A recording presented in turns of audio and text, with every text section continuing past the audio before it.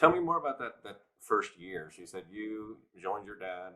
Did your dad have the original idea then, or prototype, or how did they come about? Yeah, so when I don't know if you've seen them probably around, but there's the orange kind of, they look like big leveling blocks or Lego blocks that RVs have been using for over 30 years now. So he was one of the original inventors of that product. Mhm. Okay. So where the conversation came from is one of the other inventors who was his friend at the time happened to mention when the patent ran out on that. And so when we were talking about it around the table, he just happened to mention that and say, well, maybe we should look at revisit this because there were a couple problems with that part when we made it back then.